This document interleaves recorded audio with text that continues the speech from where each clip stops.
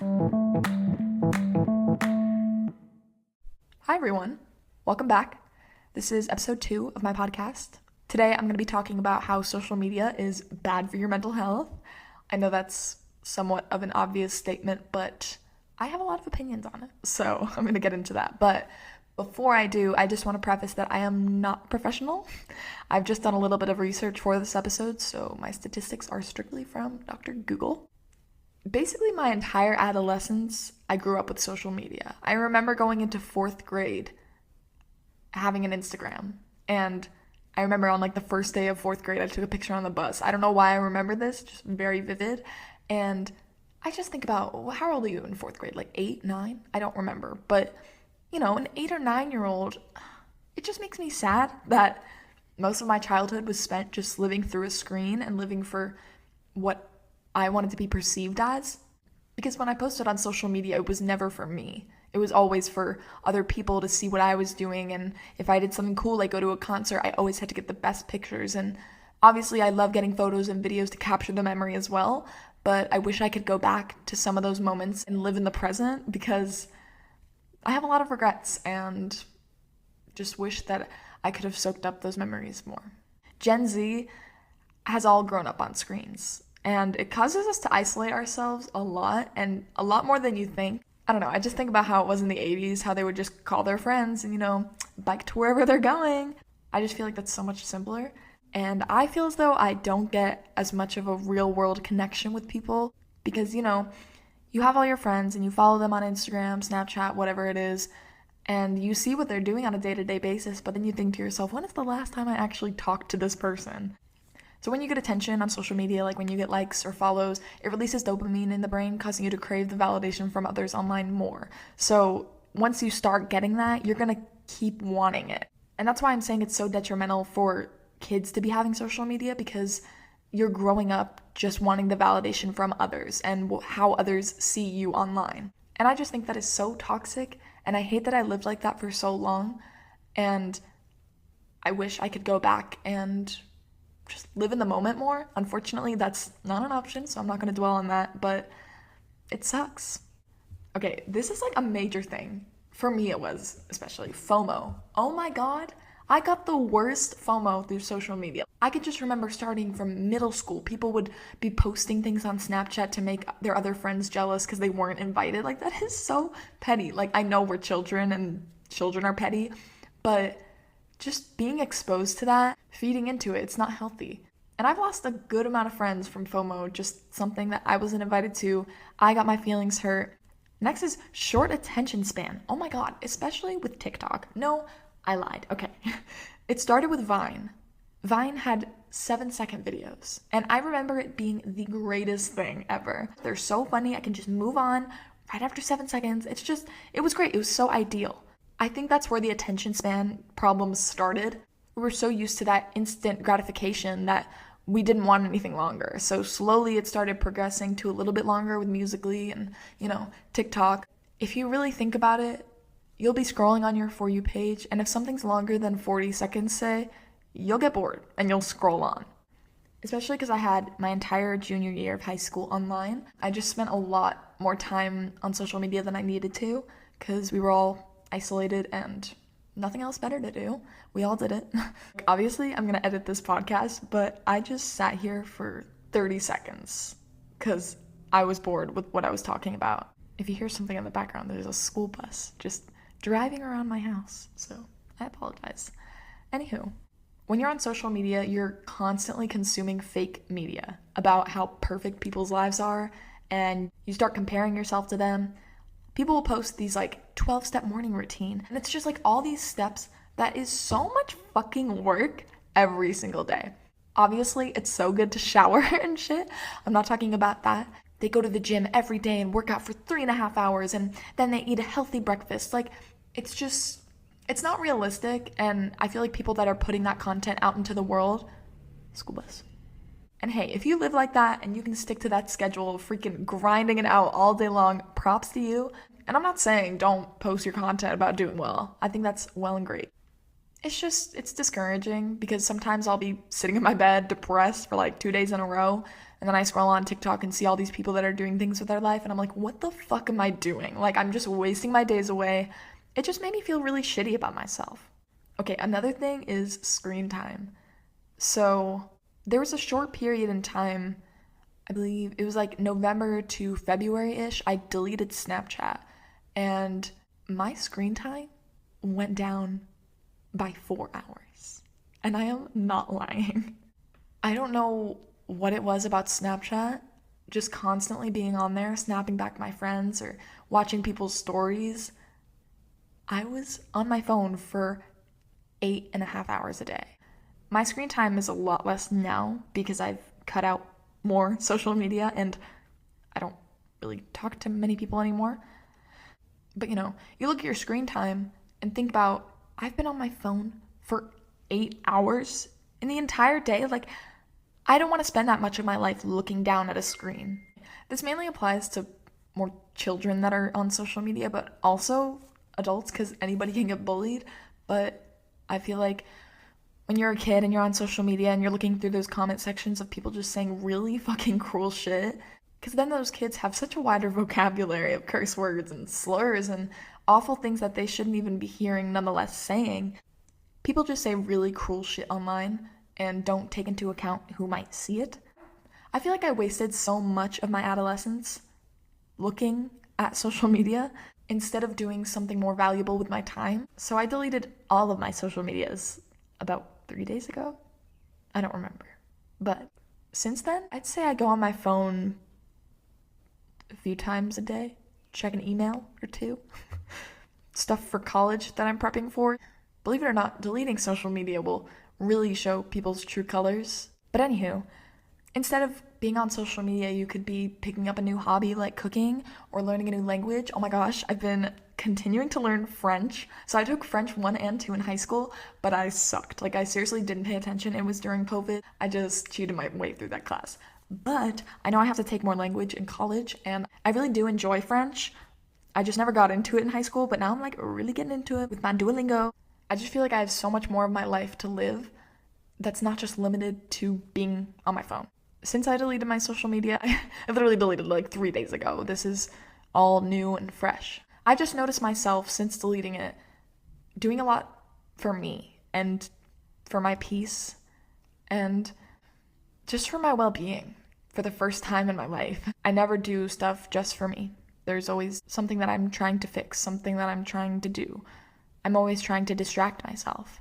This next part is highly embarrassing, but also it's too funny not to share.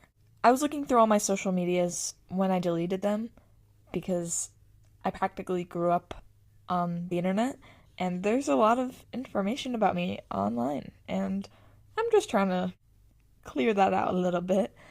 So I came across one of my old accounts on Wattpad, and if you don't know what Wattpad is, it's basically a website where people write stories and there's thousands of stories on there. Sometimes these authors that write the Wattpad stories turn it into books and it's just really cool. Anyway, I haven't used this website in years. My brain hyperfixates on a lot of things, and one of my first major hyperfixations was The Walking Dead, which is so strange because, that's not what you would expect from like an 8-year-old.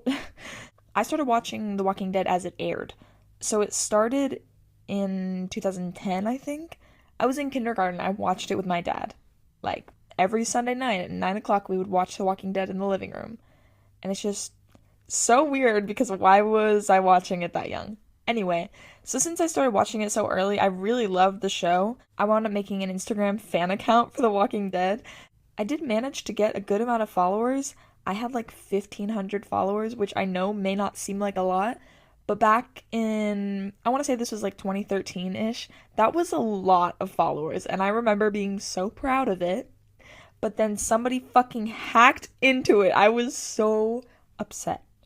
Lost everything. So while I was running this Walking Dead fan account, I had also been writing a Wattpad fanfiction. And this is really embarrassing, but I'm gonna read it because I'm the one who put it on the internet, so there's no excuses. I'm gonna cringe. This is absolutely gross and also not my best work. I thoroughly enjoy writing, and this is so awful. I used to be so in love with Chandler Riggs. I'm a lesbian and gender fluid. I start to think of all my childhood celebrity crushes, and they were all just boys that I wanted to look like. I was obsessed with him, and he had previously acted at the community theater that I went to, and so there was this event in Marietta Square where his mom was doing a play at that theater, and they were promoting it, and Chandler plays Carl in The Walking Dead. So it was this whole thing. I got my picture with Chandler, and then I met him the next day too at his mom's play. I was obsessed. The cover photo for this fanfiction is a picture of him. Okay, part 1. This is my group. I would say my group is average sized. Okay. I hate to start so early, but why the fuck did I open it like that? Continuing. I only say that because we've only come across 2 other groups, and they have the same amount as my group. The reason I say my group is because I'm the leader. I'm the only one that knows how to shoot a gun. We have 4 people. First, there's Emily. She's my sister, but she doesn't exactly have the same fighting skills as me. She's 14, and she was really popular, and I would say she's very pretty. She only uses a knife that we collected from our kitchen before the outbreak. Then there's Jo. She's... Sorry. I just can't imagine my mom in a zombie apocalypse. Okay. Then there's Jo. She's my mom, and of course I don't expect her to have the same skills as me. Okay. She's 36. I've tried to teach her how to shoot a gun, but that didn't work. She doesn't even pick it up, so she mostly makes the meals for us. I, of course, hunt the food. Third, there's Emery. These are all real people, by the way. Emery was my childhood best friend at this time, so just, yeah. Third, there's Emery. She's my best friend, and we've been friends since we were 7. True story. And then in parentheses, we're 12 now. At least she can use a gun. I would say our skills are equal. Lastly, there's me. I don't let anything get in my way. I normally use just a plain old pistol. I use the end of a baseball bat to silence it. I saw that in an episode of The Walking Dead, so... Okay, that's the end of chapter 1? I don't know, it was so short, nothing happened. I just basically introduced all the characters. Whatever, okay. I don't know how many parts there are, but we'll see. Part 2, surviving. We live in an old cabin that was abandoned in the woods. It's really secure and there's a lot of food out here in the woods. Me and Emery usually go hunting, so that's what we did today. While we were gone, my mom cooked dinner, which was a deer me and Emery caught yesterday. Okay, my question is, how are these 12-year-olds carrying a whole deer from the woods into this cabin? Like, how far out were they? And Emily sharpened the knives, which they needed to survive. Okay, me rhyming, what the fuck? Also, witch is spelled W-I-T-C-H. So who did you have a crush on before all this happened? Oh, getting straight into it. Emery said, cautiously looking around for walking traps. Walking traps. I guess traps while you're walking? Okay. I did have a crush on that cute guy. What was his name? Oh yeah, Carl Grimes. I responded, thinking that she would burst out laughing. So, who did you have a crush on? I asked. Josh Ray. That's the most made-up name I have ever heard. She said, not paying attention to where she was going. Really? He was like the dorkiest kid in school. I said as I was about to laugh, but I felt like that would be rude. Well, I liked him, but he probably didn't survive. What? Way to have faith in your boy Josh Ray, hello? Then we heard footsteps throughout the forest. It was maybe 2 people, ? Get down, I whispered. Oh, sorry. Get down, I whispered, thoughts running through my head. I could hear the footsteps getting closer, but I could not see anybody. Look, Emery whispered as she pointed straight ahead.